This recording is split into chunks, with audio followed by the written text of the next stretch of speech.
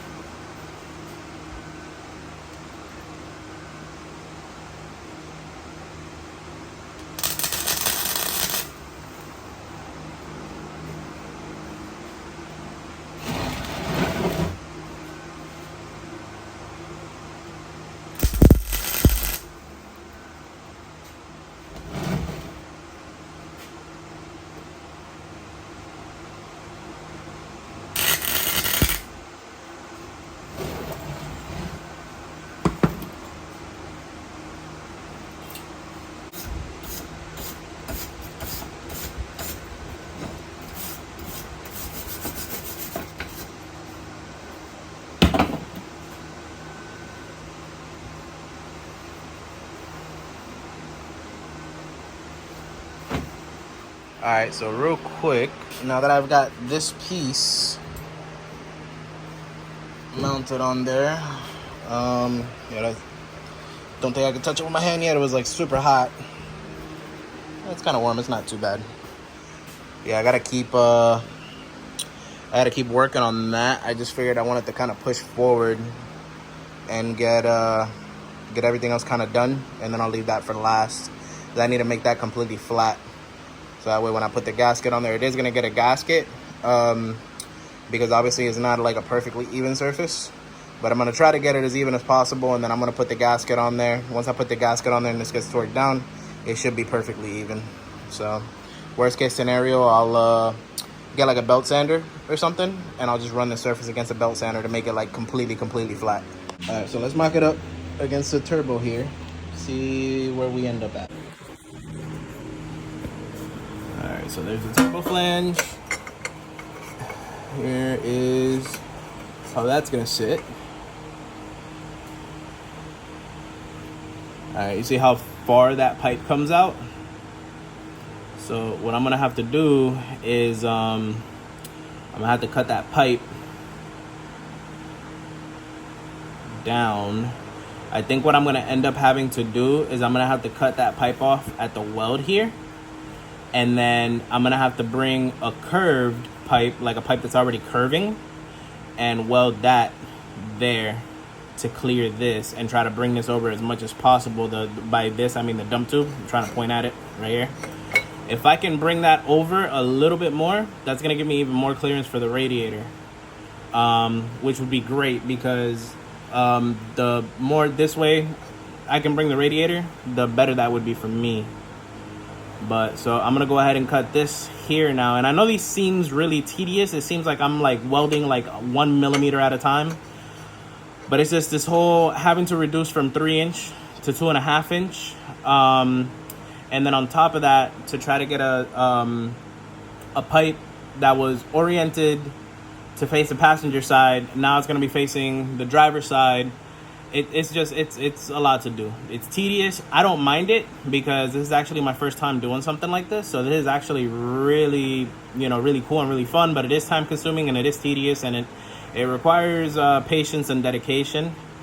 So yeah, if those aren't like traits of yours, then I wouldn't recommend you try to tackle something like this. But yeah, the outcome is gonna be super rewarding.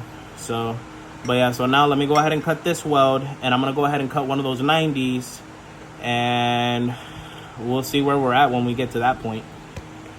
All right, so what I realized, guys, I got my 90 cut here. I went and measured it up against the car, and the problem that I'm having now is that once I bolt that onto the car with that 90 the way that it is, it shoots it like all the way over here closer to the transmission, while the exhaust flange is like right there.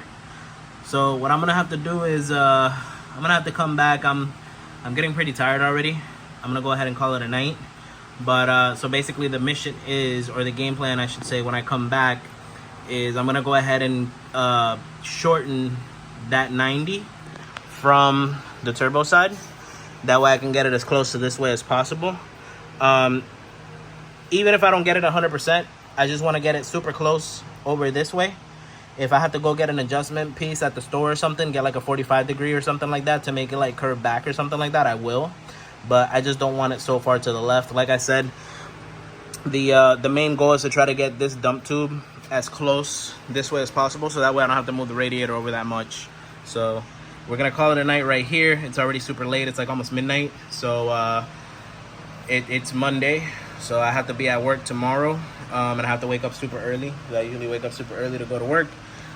So yeah, so we're gonna call it a night here. Tomorrow I got school, so I won't be able to come back. So the next time I will come back will honestly probably be Friday, because me and the guys got some stuff planned for Thursday, and I'm in my last week of school. So between having to focus on the final exam and stuff like that, and a big project that I have to turn in that's due this Sunday, it's one of those things where I just have to like use my time up wisely.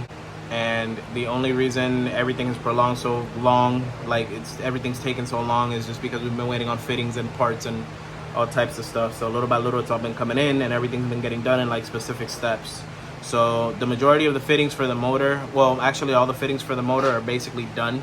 So now I have to fabricate the exhaust, because I don't want to be in here moving stuff around with wiring and stuff in the way. So that's why I'm trying to get the exhaust and everything completed, so then I can move on to the next step, which is wiring and whatnot. But yeah, so let's call it a night here, guys, and we'll pick back up here, I don't know, whenever it is that I'm able to make it back here. All right, y'all, it's currently Saturday. Last time we was here, I believe, was Wednesday. This is where we got to Wednesday night. I ended up not leaving here till like a little bit past midnight on Wednesday night. Keep in mind, guys, that I am doing all of this with a flux core welder. It's gasless. It only welds steel or stainless steel, that's what I'm welding, and that's why you'll see a lot of these like little splashes and stuff like that. That's just what flux core does. You can minimize that by using like this nozzle dip and stuff like that, but you'll still get splashes regardless of the fact. I like to clean up these welds when I'm done anyways, so I'll usually end up using a flap disc, like something like this, and I'll just kind of go over the whole piece and just try to get the majority of these splashes off. And then sometimes, like you'll see here, like in some places, if I end up having pinholes, what I'll do is I'll grind the whole thing down and just kind of go over it like real quick just to clean it up. So that's gonna be staying like that for now. Once everything is completely done and mocked up, then I'll go ahead and weld it back together again. Like if you see here, it's really hard to see, but there's like a little tiny pinhole there. So yeah, once everything is done, this one right here I'm not gonna redo. This one has no holes anywhere, so that one I'm just gonna go ahead and clean up and try to get the splashes and stuff off of it so it doesn't look so janky. But for the most part, we're almost there. So now with this angle, it ends up right in front of the flange. So I need to cut this 90 off right here. And once I cut that 90 off, we need to bolt this onto the turbo, see where that ends up at, and then we need to measure it with that piece that's under the car there, because we're gonna have to subtract the difference off that piece so we can go ahead and weld that straight right here. And that'll be basically the final portion. Yeah, that'll basically be it, because with this 45 that we made here, we basically took one of these 90s, just cut it in half. If you know, half of 90 is 45, so you end up with something like this. And that's basically what we did. Everything was all done by eye. I mean, I've never done this before. Like, I've never welded up a downpipe. I've never really welded much of anything, to be completely honest. So this is kind of like a pretty big feat for me, and I'm just taking it little by little, learning from mistakes. If I screw up anything, or if anything's not to my liking, then I just go ahead and grind it down and redo it. But yeah, for the most part, I mean, in my opinion, for never having done this before, I feel like I'm doing okay. And like I said, I mean, this product is going to be looking a lot better once I get all these little splash marks and stuff off of here. It'll look a little bit more acceptable. But yeah, so I'm hoping, well, not I'm hoping, I'm here early enough, so today this downpipe is going to get done.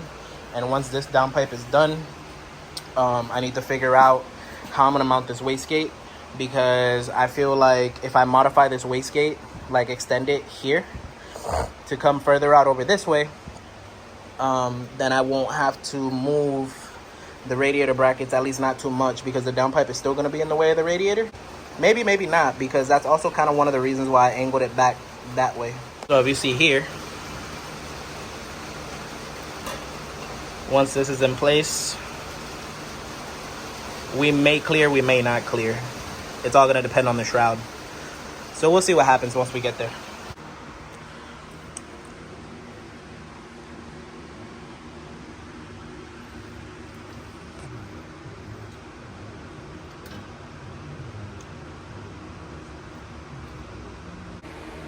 Alright, y'all. Well, I'm dead. But on the other hand, the downpipe's done. It still looks booty because I still haven't shaved it all down. Like, I still haven't grinded down all the splash and stuff from the flux with the flap disc, but it's all good. So there you go. I got it bolted on with 2 bolts up top just to kind of center it. And you see it comes down through here. And then this is the final weld we were measuring for there. Don't worry about the O2 sensor bung. That's because I flipped the exhaust. If you guys remember, that flange used to be right here. I didn't like the flex pipe being under the oil pan, so I opted to change that flange from this end to that end, flipping the pipe around. I do have bungs that just arrived at the house. When I get those, I'll go ahead and weld one of those in the back over there, facing that way to accommodate the wideband. But so all that is done. Oh, that's done and welded up. And then as you can see here, I was really meticulous about making sure that these bolt holes line up. They're supposed to line up, because the person that did the one on my car, If you guys didn't know, I bought my car turbocharged already, just full B20 non-VTEC. They weren't so graceful. So every time I put that downpipe in, I gotta sit there and fight with the test pipe to try to get it on. And even then, the only way that I got it to fit was with the test pipe having the O2 hole pointed down. So now that I'm learning how to do this, I'm gonna go ahead and order a downpipe when I get a chance for that, and I'll go ahead and fix it. But that'll be after the next project that's coming for that, which I'll go into detail with that whole thing in another video. So, but yeah, so downpipe is done. Now I can move on to the wastegate mod. I'm gonna close this video out right here. I'm gonna go ahead and upload it because it's already been like 2 weeks. I know you guys haven't gotten a new video in a while, and that's just because things have been super hectic here at the shop, plus in my life in general, just juggling school and juggling everything else. Last week was like my finals week in school. A lot of people don't understand how my school works. So I go to a private university, and the way that university's curriculum works is they give you your 4 to 6 classes that you would normally take at a regular school. But instead of you taking all those classes at the same time, they give you 1 class a month. That way you're able to focus 100% on that 1 class, and you don't feel so overwhelmed having to juggle 4, 5, 6 classes, however many classes it is. I know when I went to the state college, I used to have 7 classes because I had 1 class that only met on Saturdays, on top of the other 6 classes that I had. And when I had my English class, my ENC class, it was an express class. So I had ENC 1 and 2 in the same term, plus math and everything else that went along with that. But so with this university, like right now, last week I finished my organizational behavior, introduction to organizational behavior or something like that. This semester we're starting entrepreneurship. So, well, we actually already started. I already submitted my first case assignment for that. But so that's why if you hear me say it's midterm, it's finals, and it seems like every week I'm saying it's midterms, it's finals, is because that's really how it feels. It's like these classes are only 1 month long and you're like zooming through these classes. So, but just a little background on other stuff I got going on in case anybody's interested. But yeah, so I'm going to close out the video here. If this is your first time seeing one of my videos and you like what you see, make sure you guys subscribe. And if you liked my video, even if you don't subscribe, at least just hit the like button. That helps a lot. It helps get these videos out to other people who have the same taste in videos as you do. And as always, don't forget to check my affiliate link below. I am affiliated with a company called Tokyo Drips who sells really cool clothes. If you want to support me in the channel, go ahead and click there. Use 20% off your total order. And I believe anything above $100, you get free shipping or something like that. But yeah, so that's pretty much it. So I'm going to go ahead and check you guys on the next one. On the next one, we're going to go ahead and modify this downpipe, and we're going to see if we actually have to move this radiator. And then once all that is done, then we can go ahead and get back to the nitty gritty, which is the basic stuff of finishing up the fuel lines in the back, because I still have to convert the rear lines from rubber to PTFE. And I also have to run the wiring and everything inside the engine bay and then back into the dash. Also, I don't know if you guys noticed, but my dumbass said something about leaving the heater core in and nothing else. Well, guess what? Your heater doesn't work unless your blower motor works, or unless your blower motor's in there. And if your blower motor's in there and you don't have anything in between the two, in other words, your evap coil, you won't be able to get the air from the blower motor to the heater core to actually get heater to work in the car. So yes, everything that I did in like 2 videos ago, I gotta undo it. So I gotta pull the dash out, shove all that crap back in there, just so he can at least have his heater working, so he doesn't have the windows and stuff fogging up on the days that he does decide to drive the car. Like I said, guys, thanks for tuning in. I will catch you guys on the next one.